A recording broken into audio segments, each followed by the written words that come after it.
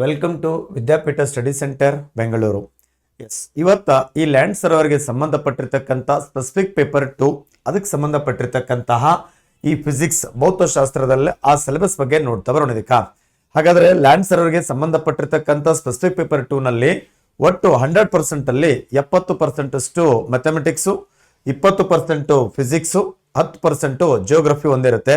ಹಾಗಾದ್ರೆ ಇವತ್ತ ಈ ಕ್ಲಾಸ್ ಅಲ್ಲಿ ಫಿಸಿಕ್ಸ್ಗೆ ಸಂಬಂಧಪಟ್ಟಿರ್ತಕ್ಕಂಥ ಈ 20% ಈ ಸಿಲೆಬಸ್ ಯಾವೆಲ್ಲ ಟಾಪಿಕ್ಗಳಿದಾವ ಇದರ details we have to discuss today. ಸರಿ, myself Bhimareddy S Mudnur. ಸರಿ, ನೆಕ್ಸ್ಟ್ ಈ ಲ್ಯಾಂಡ್ ಸರ್ವೆಗೆ ಸಂಬಂಧಪಟ್ಟಿರ್ತಕ್ಕಂಥ ಫಿಸಿಕ್ಸ್ ಅಲ್ಲಿ ಫಸ್ಟ್ ಟಾಪಿಕ್ ಇಲ್ಲಿ ನೋಡ್ತಾ ಬರ್ತಿದ್ದಕ್ಕೆ ಮ್ಯಾಗ್ನೆಟಿಸಮ್ ಅಂತ ಕರಿತಾ ಬರ್ತಿದ್ದಕ್ಕೆ. ಹಾಗಾದ್ರೆ ಇದನ್ನ ಕಾಂತತ್ವ ಅಂತ ಕರಿತಿದ್ದಕ್ಕೆ. ಈ ಕಾಂತತ್ವಕ್ಕೆ ಸಂಬಂಧಪಟ್ಟಿರ್ತಕ್ಕಂಥದ್ರಲ್ಲಿ ಇಲ್ಲಿ ಯಾವ್ದಪ್ಪ ಅಂದ್ರೆ ಒಂದೇದು ನ್ಯಾಚುರಲ್ ಮ್ಯಾಗ್ನೆಟ್ಸ್ ಅಂತ ಕರಿತೀವಿ. ಹಾಗಾದ್ರೆ ನೈಸರ್ಗಿಕ ಕಾಂತಗಳ ಬಗ್ಗೆ ಮಾತನಾಡ್ತಾ ಬರ್ತದೆ. ಆಮೇಲೆ ಆರ್ಟಿಫಿಷಿಯಲ್ ಮ್ಯಾಗ್ನೆಟ್ಸ್ ಬಗ್ಗೆ ಕೇಳ್ತಾ ಬರ್ತಾನೆ. ಆಮೇಲೆ ಪ್ರಾಪರ್ಟೀಸ್ ಆಫ್ ದ ಮ್ಯಾಗ್ನೆಟ್ಸ್, ಈ ಕಾಂತತ್ವದ ಗುಣಲಕ್ಷಣಗಳು ಅಂತ ಕರಿತಾ ಬರ್ತಿದ್ದಕ್ಕೆ. ಹಾಗಾದ್ರೆ magnetic field, directions of the presence and etcetera magnetic field ಅದ್ರ ಕುರಿತು ನೋಡ್ತಾ ಬರ್ತೀವಿ. ಅದಾದ್ಮೇಲೆ ಮ್ಯಾಗ್ನೆಟಿಕ್ ಸಬ್ಸ್ಟೆನ್ಸಸ್ ಅಂದ್ರಲ್ಲಿ ನಾನ್ ಮ್ಯಾಗ್ನೆಟಿಕ್ ಸಬ್ಸ್ಟೆನ್ಸಸ್ ಯಾವ್ದವ ಅಂದ್ರೆ ಅಕಾಂತೀಯ ವಸ್ತುಗಳು ಯಾವುದು, ಮತ್ತು ಆಕರ್ಷಣೆಯ ಆಧಾರದ ಮೇಲೆ ವಿಧಗಳು ಬರ್ತವೆ. ಡಯಾಕಾಂತ, ಪ್ಯಾರಾಕಾಂತ, ಫೆರೋಕಾಂತ. ಡಯಾಮ್ಯಾಗ್ನೆಟಿಕ್ ಮ್ಯಾಗ್ನೆಟಿಕ್ಸ್ ಮಟೀರಿಯಲ್, ಆಮೇಲೆ ಪ್ಯಾರಾಮ್ಯಾಗ್ನೆಟಿಕ್ ಮಟೀರಿಯಲ್, ಆಮೇಲೆ ಫೆರೋಮ್ಯಾಗ್ನೆಟಿಕ್ ಮಟೀರಿಯಲ್ಸ್ ಅಂತ ಬರುತ್ತೆ. ಆಕರ್ಷಕ ಆಧಾರದ ಮೇಲೆ ಈ 3 ಟೈಪ್ಸ್ಗಳು ಬರ್ತಾವ. ಸೊ ಇಲ್ಲಿ ಕೂಡ ಮ್ಯಾಗ್ನೆಟಿಕ್ ಸಬ್ಸ್ಟೆನ್ಸಸ್ ಕುರಿತು ಏನದ ಇಲ್ಲಿ ಕೇಳ್ತಾ ಬರ್ತಾನೆ. ಎಸ್, ಅದಾದ್ಮೇಲೆ ಪ್ರಿಪೇರಿಂಗ್ ಮ್ಯಾಗ್ನೆಟ್ಸ್, ಈ ಕೃತಕ ಕಾಂತ ಇರುತ್ತೆ, ಅದನ್ನು ಹೇಗೆ ತಯಾರು ಮಾಡ್ತಾ ಬರ್ತಾರಾ ಅನ್ನೋದ್ರ ಬಗ್ಗೆ ಕೇಳ್ತಾ ಬರ್ತಾನೆ. ಮೆಕ್ಯಾನಿಕಲ್ ಮೆಥಡ್ಸ್ ಬರುತ್ತಾ, ಇನ್ನೊಂದು ಯಾವ್ದಪ್ಪ ಅಂದ್ರೆ ಎಲೆಕ್ಟ್ರಿಕಲ್ ಮೆಥಡ್ ಬರ್ತದ. ಮೆಕ್ಯಾನಿಕಲ್ ಅಲ್ಲಿ 2 ವಿಧ ಬರ್ತದ, ಎಲೆಕ್ಟ್ರಿಕಲ್ 1 ವಿಧ ಬರ್ತದೆ ಅನ್ನೋದಕ್ಕೆ. ಅದಾದ್ಮೇಲೆ ಯೂಸಸ್ ಆಫ್ ಮ್ಯಾಗ್ನೆಟ್ಸ್ ಅಂತ ಕರಿತೀವಿ. ಹಾಗಾದ್ರೆ ಈ ಕಾಂತತ್ವದ ಉಪಯೋಗಗಳು, what is the uses of the magnets today daily life applied magnets ಎಲ್ಲೆಲ್ಲಿ ಬಳಸ್ತಾ ಬರ್ತೀವಿ ಅನ್ನೋದ್ರ ಬಗ್ಗೆ ಕೇಳ್ತಾ ಬಂದಿರ್ತಾನೆ ಅದಕ್ಕೆ.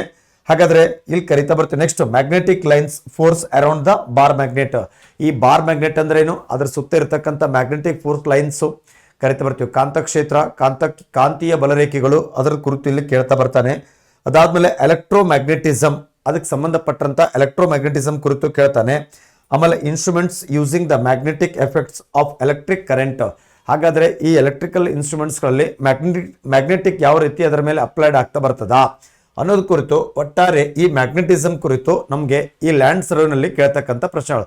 ಸ್ವಲ್ಪ ಇಲ್ಲಿ ನಮಗೆ ಕೇಳುವಂಥ ಪ್ರಶ್ನೆಗಳು ಏನಾಗಿರ್ತಾವಪ್ಪ ಅಂದ್ರೆ, ಫಸ್ಟ್ ಇವುಗಳದ್ದು ಕಾನ್ಸೆಪ್ಟ್ ಅರ್ಥ ಮಾಡ್ಕೊಳ್ತಾ ಬರಬೇಕು. ಅದ್ರ ಜೊತೆಗೆ ಈ ಡೈಲಿ ಲೈಫ್ ಅಪ್ಲೈಡ್ ಇರ್ತಕ್ಕಂಥ ಮ್ಯಾಗ್ನೆಟ್ಸ್ಗಳನ್ನ ಕುರಿತು ಏನ್ ಮಾಡ್ತಾನ ಕೇಳ್ತಾ ಬರ್ತಾನೆ. 1ನೇ ಟಾಪಿಕ್ ಆಯ್ತು ಇದಕ್ಕೆ. ಹಾಗಾದ್ರೆ ನೆಕ್ಸ್ಟ್ 2ನೇ ಟಾಪಿಕ್ ನೋಡ್ತಾ ಬರ್ತೀವಿ. ಇದಕ್ಕೆ ಯಾವುದು ಎಲೆಕ್ಟ್ರಿಸಿಟಿ ಅಂತ ಕರಿತಾ ಬರ್ತೀವಿ. ಕನ್ನಡದಾಗ ಇದಕ್ಕೆ ವಿದ್ಯುತ್ ಶಕ್ತಿ ಅಂತ ಕರಿತಿದ್ದಕ್ಕೆ. ಹಾಗಾದ್ರೆ ಈ ವಿದ್ಯುತ್ ಶಕ್ತಿ ಅಂತ ಬಂದ್ರೆ ಇಲ್ಲಿ ಏನಾಗ್ತಾ ಬರ್ತದ, ಯೂನಿಟ್ಸ್ ಆಫ್ ಎಲೆಕ್ಟ್ರಿಸಿಟಿ. ಎಲೆಕ್ಟ್ರಿಸಿಟಿ ಅಂದ್ರೇನು, ಅದಕ್ಕೆ ಸಂಬಂಧಪಟ್ಟಿರ್ತಕ್ಕಂಥ ಅಂಶಗಳ ಬಗ್ಗೆ ಕಲಿತಾ ಬರ್ತೀವಿ. ಅಲ್ಲಿ ಎಲೆಕ್ಟ್ರಾನ್ಸ್ಗಳು ಅಂದ್ರೇನು, how can it flow of electrons in a conductor ಅದ್ರ ಕುರಿತು ನೋಡ್ತಾ ಬರ್ತೀವಿ.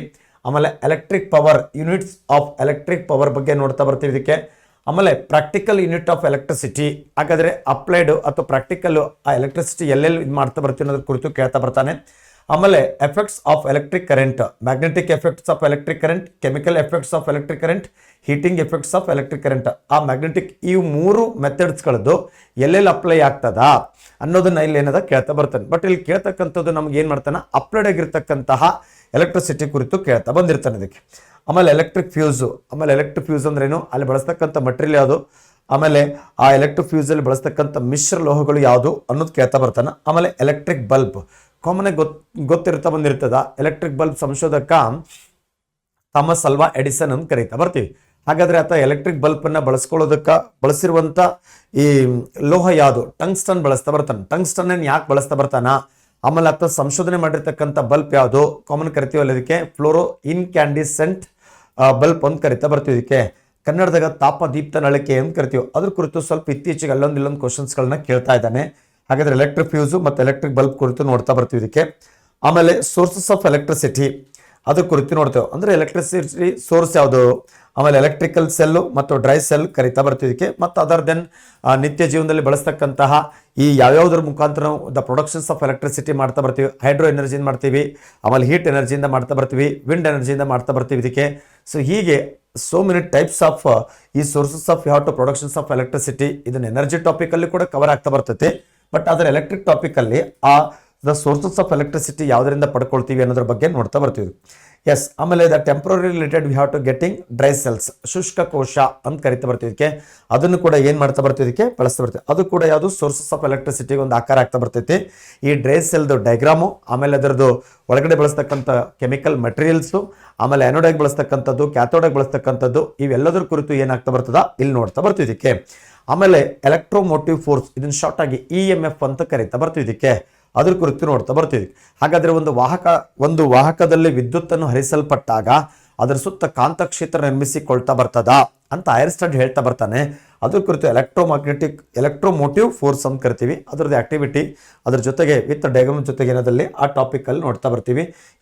ಇದು ವಿದ್ಯುತ್ ಶಕ್ತಿ ಅಥವಾ ಎಲೆಕ್ಟ್ರಿಸಿಟಿಗೆ ಸಂಬಂಧಪಟ್ಟಿರ್ತಕ್ಕಂಥ ನಮಗೆ ಲ್ಯಾಂಡ್ ಸರ್ವರ್ನಲ್ಲಿ ಕೊಟ್ಟಿರುವಂಥ ಸಿಲೆಬಸ್. ಟಾಪಿಕ್ 2 ಆಯಿತು. ನೆಕ್ಸ್ಟ್ ಟಾಪಿಕ್ 3ರಲ್ಲಿ ಎಲೆಕ್ಟ್ರೋಮ್ಯಾಗ್ನೆಟಿಕ್ ರೇಡಿಯೇಷನ್ಸ್ ಅಂತ ಕರಿತೀವಿ. It is very very very important topic. ಯಾಕಂದರೆ ಈ ಫಿಸಿಕ್ಸ್ ಅಂತ ಬಂದಾಗ ಕೆಲವೊಂದಿಷ್ಟು ಟಾಪಿಕ್ಗಳ ಮೇಲೆ ಹೆಚ್ಚಾಗಿ ಕ್ವಶನ್ ಕೇಳ್ತಾನೆ. ಒಂದು ಲೈಟು, ಎರಡನೇದ್ದು ಸೌಂಡು, ಅದು ಬಿಟ್ಟರೆ ನೆಕ್ಸ್ಟು ಎಲೆಕ್ಟ್ರೋಮ್ಯಾಗ್ನೆಟಿಕ್ ರೇಡಿಯೇಷನ್ಸ್ ಕುರಿತು ನಮ್ಗೆ ಏನು ಮಾಡ್ತಾನೆ, ಅಪ್ಲೈಡ್ ಆಗಿ ಕ್ವಶನ್ ಕೇಳ್ತಾ ಬರ್ತಾನೆ.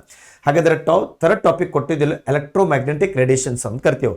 What is the meaning of the electromagnetic radiation, ಆಮೇಲೆ ಎಲೆಕ್ಟ್ರೋಮ್ಯಾಗ್ನೆಟಿಕ್ ರೇಡಿಯೇಷನ್ ಅಂದ್ರೇನು, ಅದರದ್ದು ಇಂಟ್ರೊಡಕ್ಷನು, ಅದರದ್ದು ಡಯಾಗ್ರಾಮ್ ಜೊತೆಗೆ ಇಲ್ಲಿ ನೋಡ್ತಾ ಬರ್ತೀವಿ. ಆಮೇಲೆ ಇಲ್ಲಿ ಪ್ರಾಪರ್ಟೀಸ್ ಆಫ್ ಎಲೆಕ್ಟ್ರೋಮ್ಯಾಗ್ನೆಟಿಕ್ ವೇವ್ಸ್ ಅಂತ ಕರಿತಾ ಬರ್ತೀವಿ. ಆಮೇಲೆ electromagnetic spectrum, uses of electromagnetic radiations. ಇಲ್ಲಿ ಸಿಂಪಲ್ ನೋಡಿ, ಇವನಿಲ್ಲಿ ಉಲ್ಟಾ ಕೊಡ್ತಾ ಬಂದಿದ್ದಾನೆ. ಹಾಗಾದ್ರೆ ನಾವು ಎಲೆಕ್ಟ್ರೋಮ್ಯಾಗ್ನೆಟಿಕ್ ಸ್ಪೆಕ್ಟ್ರಮ್ ಅಂತ ನೋಡ್ತಾ ಬಂದಾಗ ಅಲ್ಲಿ ಹೈಯೆಸ್ಟ್ ವೇವ್ ಲೆಂತ್ ಹೊಂದಿದ್ದು ರೇಡಿಯೋ ವೇವ್ಸ್. ಅಲ್ಲಿ ರೇಡಿಯೋ ವೇವ್ಸು, ಒಂದನೇದು ರೇಡಿಯೋ ವೇವ್ಸು, ಎರಡನೇದು ಮೈಕ್ರೋವೇವ್ಸು, ಮೂರನೇದು ಇನ್ಫ್ರಾರೆಡ್, ನಾಲ್ಕನೇದು ವಿಸಿಬಲ್ ಲೈಟ್ ಅಂತ ಬರುತ್ತೆ, ಐದನೇದು UV ರೇ ಅಂತ ಬರುತ್ತೆ, ಆರನೇದು ಎಕ್ಸ್ರೇ ಅಂತ ಬರುತ್ತೆ, ಏಳನೇದು ಯಾವುದಪ್ಪ ಅಂದರೆ ಗಾಮಾ ರೇಸ್ ಅಂತ ಬರುತ್ತೆ. ಅವೆಲ್ಲವೂ ಇದರ ಕವರ್ ಆಗ್ತಾ ಬಂದೈತೆ ಇದಕ್ಕೆ. ಹಾಗಾದರೆ ರೇಡಿಯೋ ವೇವ್ಸು, ಮೈಕ್ರೋವೇವ್ಸು, ಆಮೇಲೆ ಇಲ್ಲಿ ಗಾಮಾ ಅಂತ ಮುಂದೆ ಕೊಟ್ಟಿದ್ದಾನೆ. ಎಲೆಕ್ಟ್ರೋಮ್ಯಾಗ್ನೆಟಿಕ್ ಸ್ಪೆಕ್ಟ್ರಮ್ ಸೀರಿಯಲ್ ಪ್ರಕಾರ ನಾವು ನೋಡ್ತಾ ಬರೋದಾದರೆ ನಾವು ಹೀಗೆ ಹೇಳ್ತಾ ಬಂದಿಲ್ಲ, ರೇಡಿಯೋ ವೇವ್ಸು, ಮೈಕ್ರೋವೇವ್ಸು, ಇನ್ಫ್ರಾರೆಡ್ಡು, ವಿಸಿಬಲ್ಲು, ಆಮೇಲೆ UV ರೇನು, ಎಕ್ಸ್ರೇ, ಆಮೇಲೆ ಗಾಮಾ ರೇ, 7 ಬರ್ತವೆ.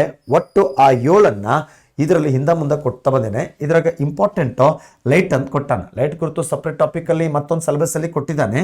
ಬಟ್ ಇಲ್ಲಿ ಎಲೆಕ್ಟ್ರೋಮ್ಯಾಗ್ನೆಟಿಕ್ ರೇಡಿಯೇಷನ್ಸ್ನಲ್ಲಿ ಲೈಟ್ ಬಗ್ಗೆ ನೋಡ್ತೀವಿ. ಇದಕ್ಕೆ ಇನ್ಫ್ರಾರೆಡ್ ರೇಡಿಯೇಷನ್ಸ್ ಅಂತ ಕರಿತೀವಿ. ಅದಕ್ಕೆ ಕನ್ನಡದಾಗ ಅವಗೆಂಪು ವಿಕಿರಣಗಳು, ಅದರದ್ದು ಅಪ್ಲಿಕೇಶನ್ ನಮ್ಗೆ ಇಂಪಾರ್ಟೆಂಟ್ ಆಗ್ತದ. ಯಾಕಂದರೆ ಸ್ಪೆಸಿಫಿಕ್ ಆಗಿ ಇಲ್ಲಿ ಮೆನ್ಷನ್ ಮಾಡ್ತಾ ಬಂದಿದ್ದಾನೆ applications of the infrared race. ಅಂದ್ರೆ ಕತ್ತಲೆಯಲ್ಲಿಯೂ ಕೂಡ ವಸ್ತುಗಳನ್ನು ಗೋಚರಿಸೋದಕ್ಕೆ ಏನಾಗುತ್ತೆ ಗೊತ್ತಾ, ಆ ರೇಸನ್ನು ಬಳಸ್ತಾ ಬರ್ತಾರ. ಉರಿ ಪಿಕ್ಚರ್ ಏನಾಗ್ತಾ ಬಂತಲ್ಲ ಅಲ್ಲಿ ಬಳಸಿರ್ತಕ್ಕಂಥದ್ದು. ಮೂಲಕ ಇದು ಸೆಕೆಂಡ್ ವರ್ಲ್ಡ್ ವಾರ್ನಲ್ಲಿ ಫಸ್ಟ್ ಅದನ್ನು ಡೆವಲಪ್ಮೆಂಟ್ ಮಾಡ್ತಾ ಬಂದಿರೋದಕ್ಕೆ ಅದನ್ನು ನೋಡ್ತಾ ಬರ್ತೀವಿ. ಆಮೇಲೆ ಅಲ್ಟ್ರಾ ವೈಲೆಟ್ ರೇಡಿಯೇಷನ್ಸ್ ಅಂತ ಕರಿತೀವಿ. ಇದಕ್ಕೆ ಶಾರ್ಟಾಗಿ UV ರೇಸ್, ಕನ್ನಡದಾಗ ನೇರಳಾತೀತ ವಿಕಿರಣ ಅಂತ ಕರಿತಾ ಬರ್ತೀವಿ ಇದಕ್ಕೆ. ಹಾಗಾದರೆ application of ultra violet race ಅದು ಎಲ್ಲೆಲ್ಲಿ ಬಳಸ್ತಾ ಬರ್ತಾರೆ, ಕಾಮನ್ ಆಗಿ ಫೇಮಸ್ಸು ಈ ಯಾವುದಂದ್ರೆ ಕೋಟಾ ನೋಟು ಪತ್ತೆ ಹಚ್ಚೋದಕ್ಕೆ ಬಳಸ್ತಾ ಬರ್ತಾರೆ ಇದಕ್ಕೆ. ಇವಾಗ UV ರೇಸ್ ಕರಿತಾ ಬರ್ತೀವಿ ಇದಕ್ಕೆ. ಆಮೇಲೆ ನೆಕ್ಸ್ಟು ಈ ಎಕ್ಸ್ರೇ ಅಪ್ಲಿಕೇಶನ್ ನೋಡಿ, ಮೆಡಿಕಲ್ ಥೆರಪಿ ಪ್ರಕಾರ ಕಾಮನ್ ಗೊತ್ತಿರ್ತಾ ಬಂದಿರ್ತದೆ. ನಾಟ್ ಓನ್ಲಿ ಮೆಡಿಕಲ್ ಅಷ್ಟೇ ಅಲ್ಲ, ಈ ಎಂಜಿನಿಯರಿಂಗ್ ಕ್ಷೇತ್ರದಲ್ಲಿ ಕೂಡ ಎಕ್ಸ್ರೇ ಬಳಕೆ ಅದಾವ. ಗಾಮಾ ರೇಸು, ಮೈಕ್ರೋವೇವ್ಸು, ರೇಡಿಯೋ ವೇವ್ಸು, ಇಷ್ಟು ಕುರಿತು ಈ ಸಿಲೆಬಸ್ಸಲ್ಲಿ ಕೊಡ್ತಾ ಬಂದಾನೆ. ಒಟ್ಟಾರೆ ಒಂದೇ ಪದದಲ್ಲಿ ಹೇಳ್ತಾ ಬರೋದಾದರೆ ಎಲೆಕ್ಟ್ರೋಮ್ಯಾಗ್ನೆಟಿಕ್ ರೇಡಿಯೇಷನ್ಸ್, ವಿದ್ಯುತ್ ಕಾಂತೀಯ ತರಂಗಗಳು ಅಥವಾ ವಿಕಿರಣಗಳು ಅಂತೇನು ಕರಿತೀವಿ. ಇದರಲ್ಲಿ 7 ಪಾಯಿಂಟ್ ಇಂಪಾರ್ಟೆಂಟು ಮತ್ತು ಸ್ಪೆಕ್ಟ್ರಮ್ ಇಂಪಾರ್ಟೆಂಟ್. ಆ ಸ್ಪೆಕ್ಟ್ರಮ್ನಲ್ಲಿ 7 ವ್ಯವಸ್ಥಿತವಾಗಿರ್ತಕ್ಕಂಥ ಜೋಡಣೆ ಇಂಪಾರ್ಟೆಂಟ್ ಆಗ್ತದ. ಇಷ್ಟೆಲ್ಲ ಮುಗಿದ್ಮೇಲೆ ನೆಕ್ಸ್ಟ್ ಇದ್ರಿಗೆ ಇನ್ನೊಂದು ಪಾಯಿಂಟ್, ಮೇನ್ ಪಾಯಿಂಟ್ ಯಾವುದಪ್ಪ ಅಂತಂದರೆ ದಟ್ ಇಸ್ ಇನ್ನೊಂದು ಲೇಸರ್ ಕುರಿತು ಕೇಳ್ತಾ ಬರ್ತಾರೆ. ಲೇಸರ್ ಅಂದ್ರೆ ಏನು, ಅದರ ಸಂಶೋಧಕ ಯಾರು, ಅದರ ಸ್ಟ್ರಕ್ಚರ್ ಹೆಂಗಿರ್ತದ, ಅದರಲ್ಲಿ ಬಳಸ್ತಕ್ಕಂಥ ನೊಬೆಲ್ ಗ್ಯಾಸ್ ಅಥವಾ ಜಡಾನಿಲ್ಗಳು ಯಾವುದು ಅನ್ನೋದನ್ನು ನೋಡ್ತಾ ಬರ್ತೀವಿ. ಇದಕ್ಕೆ ಕ್ಯಾರೆಕ್ಟರಿಸ್ಟಿಕ್ಸ್ ಆಫ್ ಲೇಸರ್ ರೇಡಿಯೇಷನ್ಸ್.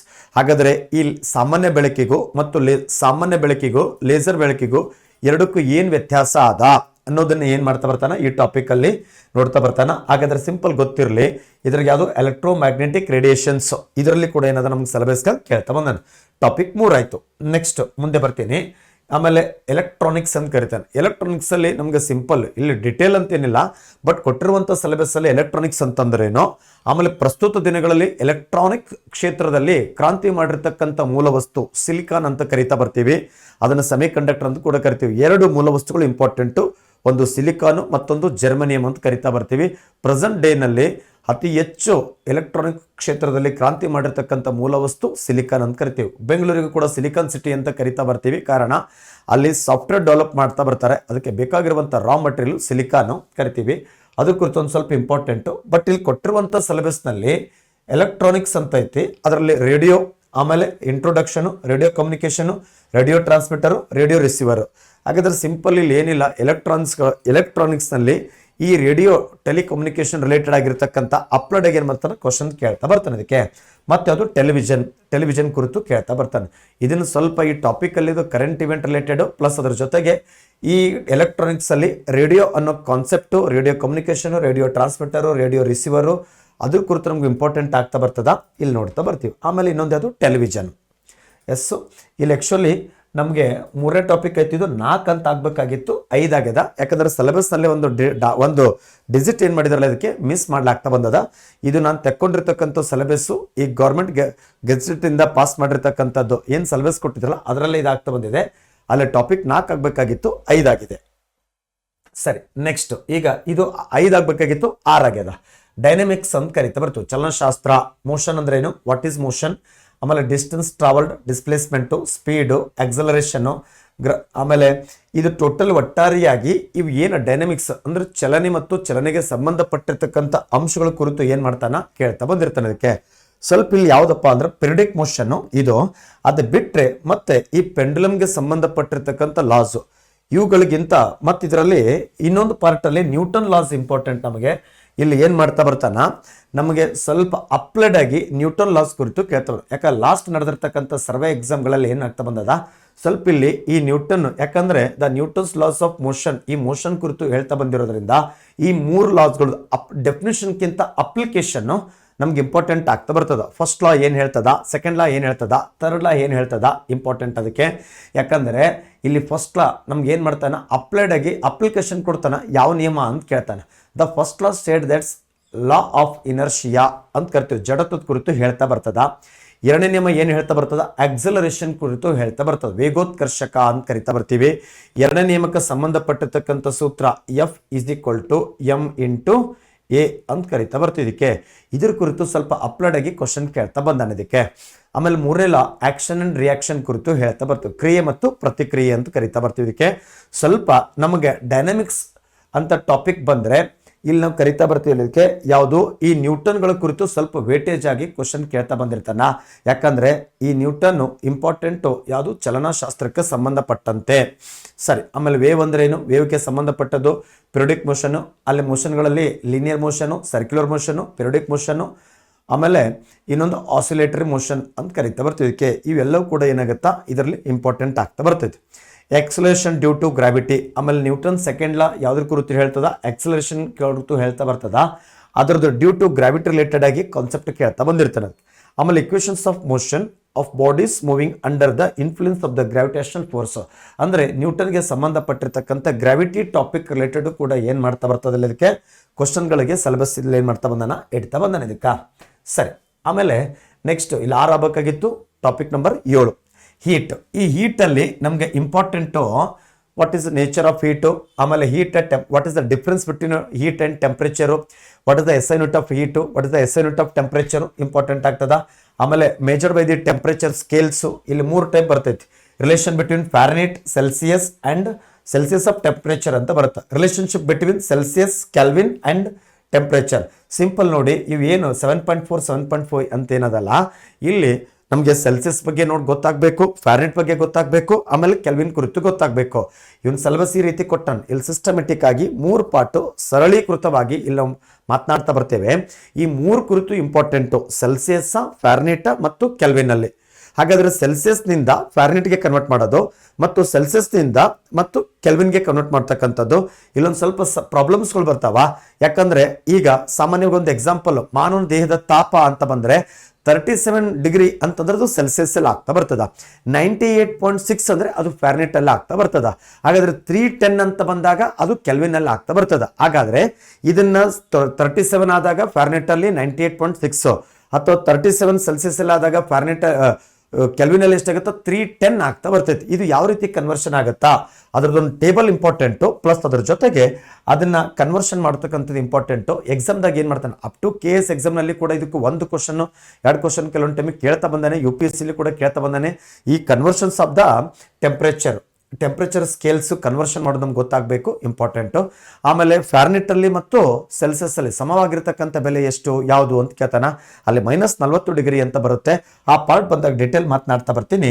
ಹಾಗಾದರೆ ಹೀಟ್ ಅಂತ ಬಂದಾಗ ಇದಕ್ಕೆ ಸಿಲೆಬಸ್ಗೆ ಇಷ್ಟು ಕೇಳ್ತಾ ಬಂದಿರ್ತಾನ.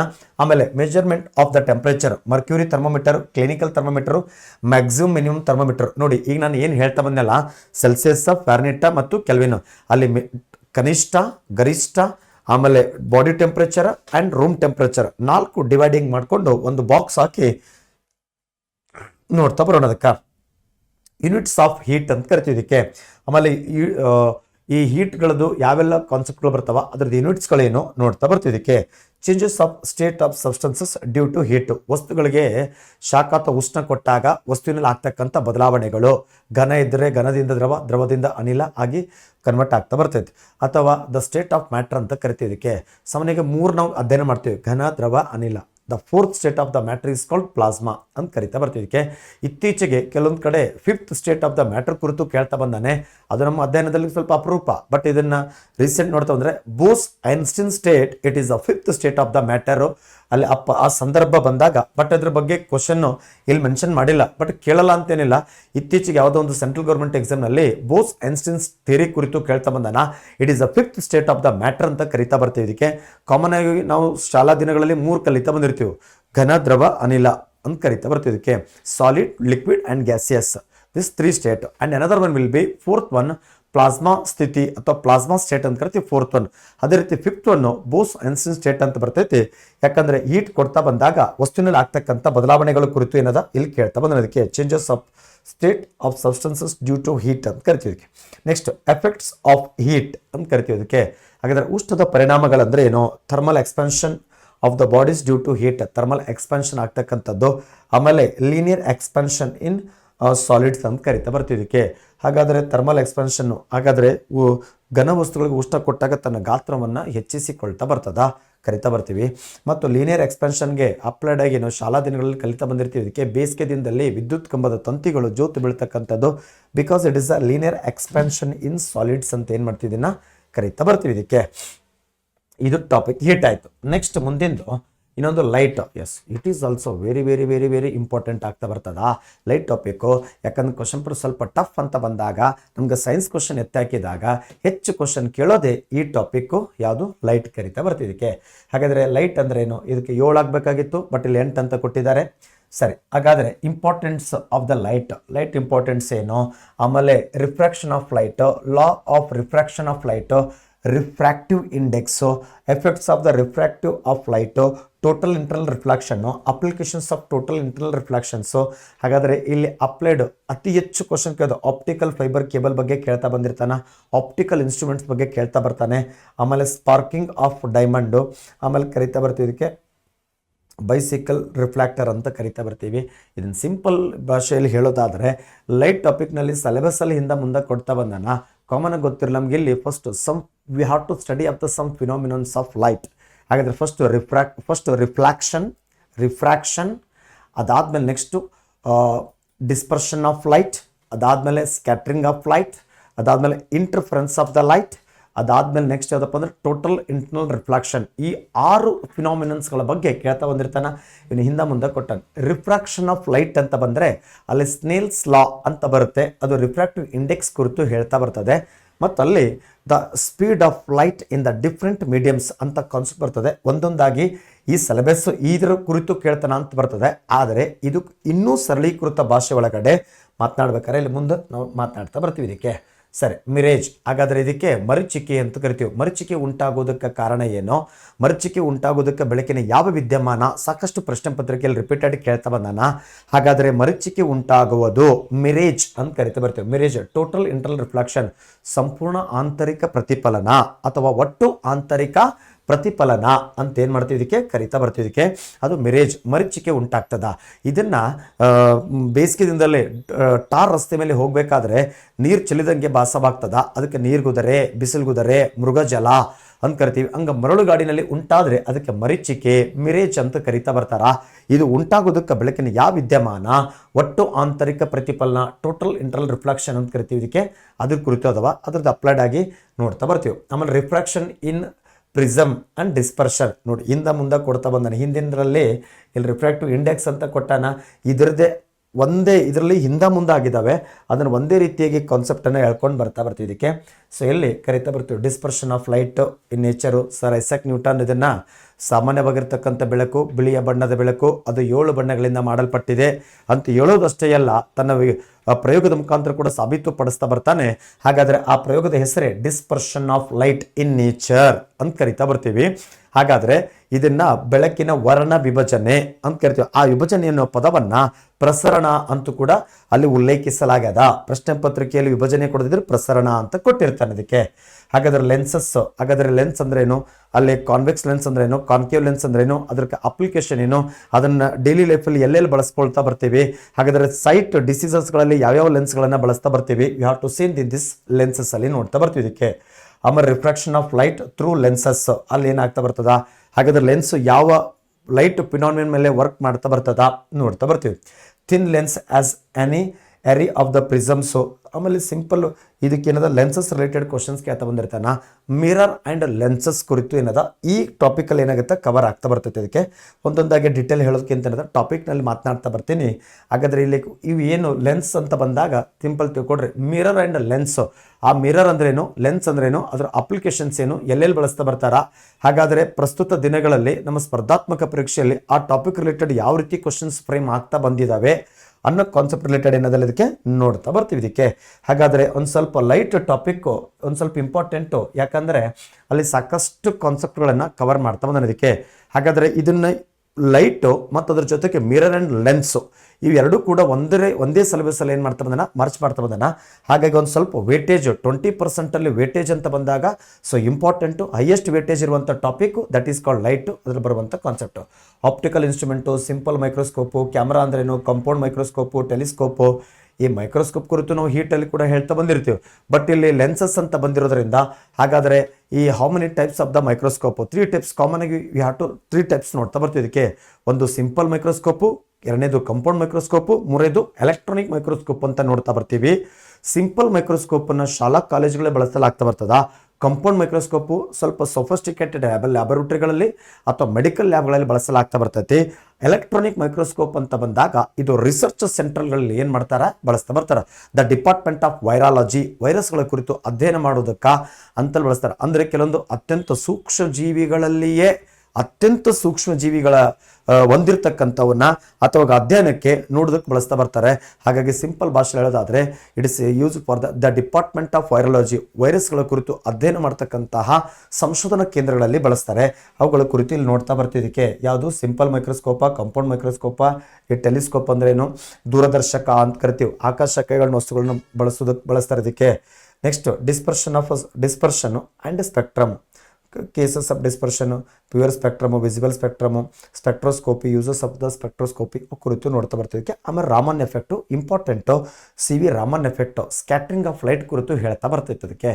ನಾನು ಆಗಲೇ ಹಿಂದೆ ದ ಫಿನಾಮಿನನ್ಸ್ ಆಫ್ ಲೈಟ್ ಹೇಳ್ಬೇಕಾದ್ರೆ ಹೇಳ್ತಾ ಬಂದೆ. ರಿಫ್ರಾಕ್ಷನ್ನು, ಡಿಸ್ಪರ್ಷನ್ನು, ಸ್ಕ್ಯಾಟ್ರಿಂಗ್ ಆಫ್ ಲೈಟನ್ನು ಅದನ್ನು ಸಂಶೋಧನೆ ಮಾಡ್ತಾ ಬಂದವರು ಯಾರಪ್ಪ ಅಂದ್ರೆ CV ರಾಮನ್. ಹಾಗಿದ್ರೆ ರಾಮನ್ ಎಫೆಕ್ಟ್ ಅಂತದಕ್ಕೆ ಫೇಮಸ್ ಹೆಸರು ರಾಮನ್ ಎಫೆಕ್ಟ್ ಅಂತ ಕರಿತೀವಿ. What is the introductions of the Raman effect. ಅದಾದಮೇಲೆ ಅದನ್ನು ಡಿಸ್ಕವರಿ ಯಾವಾಗ ಡಿಸ್ಕವರ್ ಮಾಡಿದ್ದಾರೆ, ದ 28th February 1928 ಒಳಗಡೆ ಬೆಂಗಳೂರಿನೊಳಗಡೆ ನ್ಯಾಷನಲ್ ಕಾಲೇಜ್ ಒಳಗಡೆ ಏನು ಮಾಡ್ತಾರೆ ಅವರು ಅದಕ್ಕೆ ಮಂಡಿಸ್ತಾ ಬರ್ತಾರೆ. ಅದಕ್ಕೋಸ್ಕರ ಅವರಿಗೆ 1930 ನೊಬೆಲ್ ಪ್ರಶಸ್ತಿ ಸಿಗುತ್ತೆ. 1954 ಅವರಿಗೆ ಭಾರತ ರತ್ನ ಪ್ರಶಸ್ತಿ ದೊರೀತಾ ಬರ್ತೈತಿ. ಆ ರಾಮನ್ ಎಫೆಕ್ಟ್ ಕುರಿತು ಅವುಗಳ ಅಪ್ಲಿಕೇಶನ್ ಕುರಿತು ನೋಡ್ತಾ ಬರ್ತೀವಿ. ಆಕಾಶ ನೀಲಿ ಬಣ್ಣ ಯಾಕೆ ಕಾಣಿಸ್ತಾ ಬರ್ತದೆ, ಸಮುದ್ರ ನೀರು ನೀಲಿ ಬಣ್ಣ ಯಾಕೆ ಕಾಣಿಸ್ತಾ ಬರ್ತದೆ ಅನ್ನೋದನ್ನ ಅವರು ಈ ರಾಮನ್ ಎಫೆಕ್ಟ್ ಅಲ್ಲಿ ಎಕ್ಸ್ಪ್ಲೇನ್ ಮಾಡ್ತಾ ಬಂದ್ದಾರೆ. ಅದ್ರ ಕುರಿತು ಏನಾದಲ್ಲಿ ಅದಕ್ಕೆ ನೋಡ್ತಾ ಬರ್ತೀವಿ. ಇದಕ್ಕೆ ಯಾವ ಟಾಪಿಕ್ಕು, ಈ ಲೈಟ್ ಟಾಪಿಕ್ ಅಲ್ಲಿ ಇಷ್ಟು ಕವರ್ ಆಗ್ತಾ ಬಂದೈತಿ. ಸರಿ, ನೆಕ್ಸ್ಟ್ ಇನ್ನೊಂದು ಪಾರ್ಟ್ ಇಂಪಾರ್ಟೆಂಟು ಯಾವುದಪ್ಪ ಅಂದ್ರೆ ಸೌಂಡ್ ಅಂತ ಕರಿತಾ ಬರ್ತೀವಿ. ಈ ಸೌಂಡ್ ಟಾಪಿಕ್ ಕೂಡ ಒಂದು ಸ್ವಲ್ಪ ವೇಟೇಜ್ ಅಂತ ಹೇಳ್ಬೋದು. ಬಟ್ ಹೈಯೆಸ್ಟ್ ವೇಟೇಜು ಲೈಟು, ಅದ್ರ ನೆಕ್ಸ್ಟ್ ಬರುವಂಥದ್ದು ಸೌಂಡು. ಎಲೆಕ್ಟ್ರೋಮ್ಯಾಗ್ನೆಟಿಕ್ ವೇವ್ಸ್ ಬರ್ತದೆ, ಅದ್ರ ನೆಕ್ಸ್ಟ್ ಬರುವಂಥದ್ದು ಸೌಂಡು. ಹಾಗಾದ್ರೆ ಇದರಲ್ಲಿ 9 ಟಾಪಿಕ್ ಬರ್ತವೆ, ಅಂದರೆ 10 ಟಾಪಿಕ್ ಇರ್ತಾವ. ಬಟ್ ಅಲ್ಲಿ 9 ಟಾಪಿಕ್ ಯಾಕಪ್ಪ ಅಂದ್ರೆ ಒಂದು ಡಿಜಿಟ್ ವೇರಿಯೇಷನ್ ಆಗ್ಯದ ಒಂದು. ಎರಡನೇದೇನಪ್ಪ ಅಂದ್ರೆ ಲೈಟ್ ಟಾಪಿಕ್ನಲ್ಲೇ ಏನು ಮಾಡಿದ್ದಾನೆ, ಕಂಪ್ಲೀಟ್ ಲೈಟ್ ಮತ್ತು ಲೆನ್ಸ್ ಎರಡನ್ನೂ ಒಂದೇ ಇದರಲ್ಲಿ ಕೊಡ್ತಾ ಬಂದಿದ್ದಾನೆ. ಹಾಗಾಗಿ ಅದೊಂದು ಸ್ವಲ್ಪ ವೇಟೇಜು. ಎರಡನೇದು ಎಲೆಕ್ಟ್ರೋಮ್ಯಾಗ್ನೆಟಿಕ್ ವೇವ್ಸು, ಅದು ಬಿಟ್ಟರೆ ನೆಕ್ಸ್ಟ್ ಸೌಂಡು, ಅದು ಬಿಟ್ಟರೆ ಉಳಿದು ಎಲ್ಲ ಒಂದು ಸ್ವಲ್ಪ ಇಂಪಾರ್ಟೆಂಟ್ ಆಗ್ತಾ ಬರ್ತದ.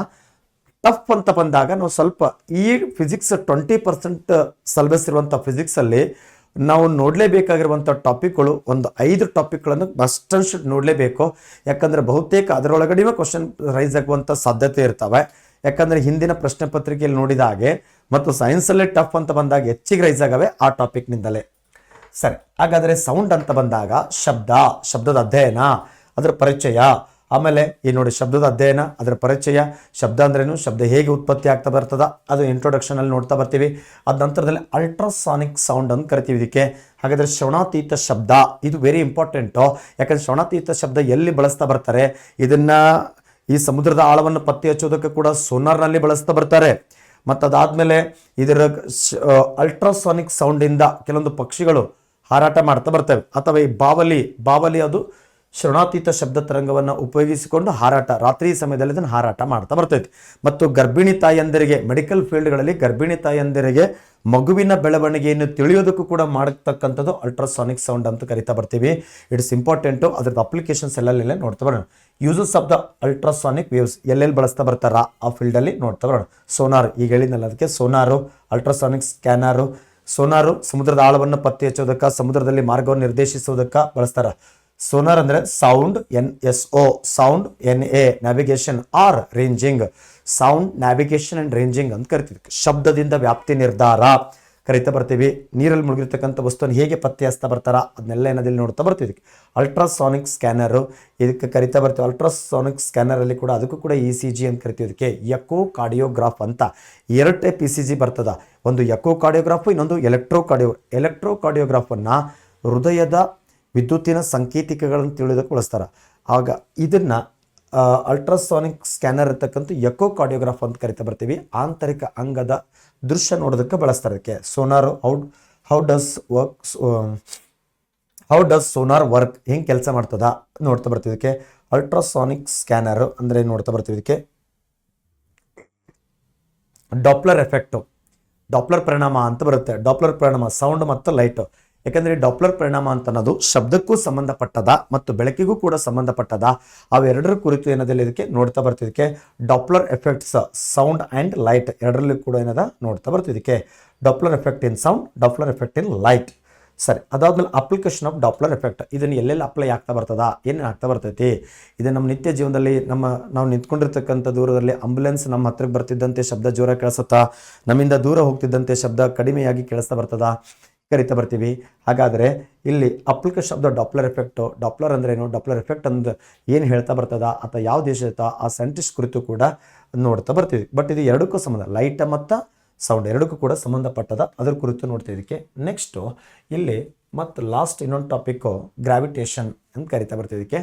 ಈ gravitation introductions of the gravitation, ಆಮೇಲೆ ಯೂನಿವರ್ಸಲ್ ಲಾ ಆಫ್ ಗ್ರಾವಿಟೇಷನ್, ವಿಶ್ವ ಗುರುತ್ವ ನಿಯಮ ಪ್ರತಿಪಾದಕ ಯಾರು, ನ್ಯೂಟನ್ ಕರಿತಾ ಬರ್ತೀವಿ. ಅದನ್ನು ಯಾವ ರೀತಿ ಪ್ರತಿಪಾದನೆ ಮಾಡ್ತಾ ಬಂದ, ಅದರದ್ದು ಏನು ನಿಯಮಗಳದಾವ ಅದ್ರ ಬಗ್ಗೆ ನೋಡ್ತಾ ಬರ್ತೀವಿ.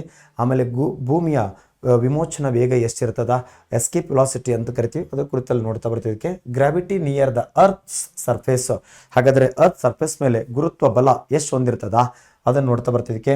What is the difference between gravity, weightlessness, variation of G.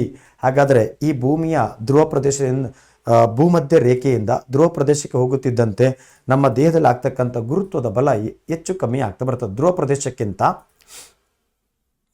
ಭೂಮಧ್ಯ ರೇಖೆಗಿಂತ ಧ್ರುವ ಪ್ರದೇಶಕ್ಕೆ ಹೋಗುತ್ತಿದ್ದಂತೆ ನಮ್ಮ ಗುರುತ್ವ ಏನಾಗ್ತದ, ಹೆಚ್ಚಾಗ್ತಾ ಬರ್ತದ. ಯಾಕಂದ್ರೆ ಧ್ರುವ ಪ್ರದೇಶದಲ್ಲಿ ಆಕರ್ಷಕ ಗುಣ ಹೆಚ್ಚಾಗಿರ್ತದ. ಹಾಗಾಗಿ ಧ್ರುವ ಪ್ರದೇಶದಲ್ಲಿ ಏನಾಗುತ್ತಾ ಅಲ್ಲಿ ನಮ್ಮ ತೂಕ ಹೆಚ್ಚಾಗಿರ್ತದ. ಯಾಕಂದ್ರೆ ಗ್ರಾವಿಟಿ ಹೆಚ್ಚಾಗಿರ್ತದೆ, ಧ್ರುವ ಪ್ರದೇಶದಲ್ಲಿ ಆಕರ್ಷಿಸುವಂಥ ಬಲ ಅಧಿಕವಾಗಿರ್ತದ. ಹಾಗಾಗಿ ಗುರುತ್ವ ಹೆಚ್ಚಾಗ್ತಾ ಬರ್ತದ, ಅದ್ರ ಕುರಿತು ನೋಡ್ತಾ ಬರ್ತಿದ್ದಕ್ಕೆ. ಆಮೇಲೆ ಲಿಫ್ಟಿಂದ ಕೆಳಗೆ ಇಳಿಬೇಕಾದ್ರೆ ವೇಟ್ ಲಾಸ್ ಆಗ್ತಾ ಬರ್ತದ, ವೇಟ್ ಲೆಸ್ನೆಸ್ ಹಾಗಾದ್ರೆ ಹೇಗೆ ಆಗ್ತಾ ಬರ್ತದ ಅದು ನೋಡ್ತಾ ಬರ್ತೀವಿ. ಆಮೇಲೆ ವೇರಿಯೇಷನ್ ಆಫ್ G, ಹಾಗಾದ್ರೆ G ಬೆಲೆ common we have to solutions of the problems ಅಂತ ಬಂದಾಗ G ವ್ಯಾಲ್ಯೂ 9.8 ಇಲ್ಲಿ ಕರಿತಾ ಬರ್ತಿದ್ದಕ್ಕೆ. ಈ ಸ್ಮಾಲ್ G ವ್ಯಾಲ್ಯೂ ತೊಗೊಳ್ತಾ ಬರ್ತಿದ್ದಕ್ಕೆ 9.8 ಮೀಟರ್ ಪರ್ ಸೆಕೆಂಡ್ ಅಂತ ತೊಗೊಳ್ತಾ ಬರ್ತೀವಿ. ಇದಕ್ಕೆ ಇದು ನಾವು ಎವರೇಜ್ ಕಾಮನ್ ಆಗಿ ನಾವು ಯೂಸ್ ಮಾಡ್ಕೊಳ್ತಾ ಬರ್ತೀವಿ. ಹಾಗಾದರೆ ಇದು ನಮ್ಮ ಭೂಮಿಯಲ್ಲಿ ಒಂದು ಸ್ಥಳದಿಂದ ಮತ್ತೊಂದು ಸ್ಥಳಕ್ಕೆ ಪಾಯಿಂಟಲ್ಲಿ ವೇರಿಯೇಷನ್ ಆಗ್ತಾ ಬರ್ತದೆ ಇದಕ್ಕೆ. ಹಾಗಾಗಿ the variation of G, how it is the variation of the G ಅನ್ನೋ ಕಾನ್ಸೆಪ್ಟ್ ಏನು ಮಾಡಿದಾನೆ ಇದರಲ್ಲಿ ಕೊಡ್ತಾ ಬಂದಾನ. ಅದು ಅಪಾರ್ಟ್ ಬಂದಾಗ ಡೀಟೇಲ್ ನೋಡ್ತಾ ಬರೋಣ ಇದಕ್ಕೆ. ಆಮೇಲೆ ಲಾಸ್ಟ್ ಇನ್ನೊಂದು importance of the law of gravitation.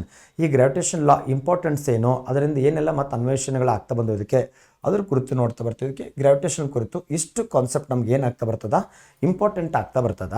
ಹಾಗಾದರೆ ಒಟ್ಟು ಇಷ್ಟೆಲ್ಲ ಟಾಪಿಕ್ ಒಳಗೆ ಇಲ್ಲಿ ಆ್ಯಕ್ಚುಲಿ 10 ಅದ, ಅಲ್ಲಿ ಒಂದು ಮಿಸ್ ಆಗಿರುವಂಥ ನಂಬರು 9 ಆಗ್ತಾ ಬರ್ತೈತಿ. 9 ಟಾಪಿಕ್ಕು, ಬಟ್ ಲೈಟ್ ಟಾಪಿಕಲ್ಲಿ 2 ಅಂತಂದಾಗ ಅದು 10 ಆಗ್ತಾ ಬರ್ತೈತಿ. ಬಟ್ ಇಲ್ಲಿ ಕೊಟ್ಟಿರುವಂಥ ಲೈಟ್ ಮತ್ತು ಲೆನ್ಸು ಒಂದರಲ್ಲೇ ಕೊಡ್ತಾ ಬಂದಿದ್ದೇನೆ ಅದಕ್ಕೆ. ಬಟ್ ಡಾಟಾ ಡಿಜಿಟಲಿ ಒಂದು ಸ್ವಲ್ಪ ವೇರಿಯೇಷನ್ ಆಗ್ತಾ ಬಂದದ. ಒಂದು ಸಂಖ್ಯೆಯಲ್ಲಿ ಸ್ಕಿಪ್ ಮಾಡ್ಕೊಂಡು ಮುಂದಿನ ಸಂಖ್ಯೆ ತೊಗೊಂಡಾರ, 9 ಆಗಬೇಕು, 10 ಆಗಿದೆ. ಅಲ್ಲಿ ಇಷ್ಟು ಸಿಲೆಬಸ್ಸನ್ನು ಒಳಗೊಂಡಂತೆ ಇದು ನಮಗೆ ಸ್ಪೆಸಿಫಿಕ್ 2ನೇ ಪೇಪರ್ ಲ್ಯಾಂಡ್ ಸರ್ವರ್ 2ನೇ ಪೇಪರಲ್ಲಿ 20% ಫಿಸಿಕ್ಸ್ಗೆ ಸಂಬಂಧಪಟ್ಟಂತಹ ಸಿಲೆಬಸ್ಸು. ಈ ಫಿಸಿಕ್ಸ್ಗೆ ಯಾಕಂದರೆ ಲ್ಯಾಂಡ್ ಸರ್ವರಪ್ಪ ಅಂದರೆ ಸೈನ್ಸ್ ಬ್ಯಾಕ್ಗ್ರೌಂಡ್ದವ್ರಿಗೆ ಇರೋದರಿಂದ ಈ ಹೇಳ್ತಕ್ಕಂಥ ಎಲ್ಲ ವಿಷಯಗಳು ಕೂಡ ನಮ್ಮ ಹೈಸ್ಕೂಲ್ ಮಟ್ಟದಲ್ಲಿ ಇವೆಲ್ಲವನ್ನು ಕೂಡ ಕಲಿತು ಬಂದಿರ್ತೀವಿ. ಆದರೆ ಪ್ರಸ್ತುತ ಇದು ಅಲ್ಲಿ ಹೈಸ್ಕೂಲ್ ಮಟ್ಟದಲ್ಲಿ ಥೆರಟಿಕಲಿ ಕಲಿತಾ ಬಂದಿರ್ತೀವಿ. ಬಟ್ ಇಲ್ಲಿ ಆಬ್ಜೆಕ್ಟ್ ಟೈಪ್ ಕ್ವಶನ್ಸ್ ಕೇಳ್ತಾ ಬಂದಿರೋದ್ರಿಂದ ಈ ಕಾನ್ಸೆಪ್ಟ್, ಈ ಟಾಪಿಕ್ಗಳು ಅಥವಾ ಈ ಸಿಲೆಬಸ್ಗೆ ಸಂಬಂಧಪಟ್ಟಂತಹ ಕಾನ್ಸೆಪ್ಟ್ಗಳನ್ನು ನಾವು ಅರ್ಥೈಸಿಕೊಂಡಾಗ ಸ್ಟೇಟ್ಮೆಂಟ್ ಅಥವಾ ಹೇಳಿಕೆ ರೂಪದಲ್ಲಿ ಕ್ವಶನ್ಗಳು ಬಂದಾಗ ಅದನ್ನು ಕಮೆಂಡಬಲ್ ಆಗಿ ಆನ್ಸರ್ ಮಾಡೋದಕ್ಕೆ ಏನಾಗುತ್ತಾ ಸಾಧ್ಯವಾಗ್ತಾ ಬರ್ತೈತಿ. ಇಷ್ಟೆಲ್ಲ ವಿಷಯಗಳಿಗೆ ಒಳಗೊಂಡಂತೆ ನಮ್ಮಲ್ಲಿ ವಿದ್ಯಾಪೀಠ ಸ್ಟಡಿ ಸೆಂಟರ್ ಬೆಂಗಳೂರಲ್ಲಿ ಏನಾಗ್ತಾ ಬಂದಿದೆ, ಇದಕ್ಕೆ ಆನ್ಲೈನ್ ಕೋರ್ಸ್ ಕೂಡ ಸ್ಟಾರ್ಟ್ ಮಾಡಲಾಗ್ತಾ ಬಂದಿದೆ. ಇದಕ್ಕೆ ಅತ್ಯುತ್ತಮವಾಗಿರ್ತಕ್ಕಂಥ ಸಿಲೆಬಸ್ಗೆ ಅನುಗುಣವಾಗಿ ವಿತ್ PPTಯೊಂದಿಗೆ ನಿಮಗೆ ಉತ್ತಮವಾಗಿರುವಂಥ ಈ ಕ್ಲಾಸ್ಗಳನ್ನು ವಿತರಿಸಲಾಗ್ತಾ ಬರ್ತಾ ಇದೆ. ಅದಕ್ಕೆ ಹೆಚ್ಚಿನ ಮಾಹಿತಿ ಬೇಕಪ್ಪ ಅಂದರೆ ಇದಕ್ಕೆ ಸಂಪರ್ಕ ಮಾಡ್ತಾ ಬರ್ಬೋದು. ಇಷ್ಟು ಲ್ಯಾಂಡ್ ಸರ್ವೇರ್ ಸ್ಪೆಸಿಫಿಕ್ 2 ಪೇಪರ್ನಲ್ಲಿ 20% ಫಿಸಿಕ್ಸ್ನ ಸಿಲೆಬಸ್ ಇಷ್ಟಿರ್ತದೆ. ಇದರದ್ದು ತರಗತಿಗಳು ಆನ್ಲೈನ್ ಕೋರ್ಸಲ್ಲಿ ನಿಮಗೆ ದೊರೀತಾ ಬರ್ತದೆ. Yes, thank you so much.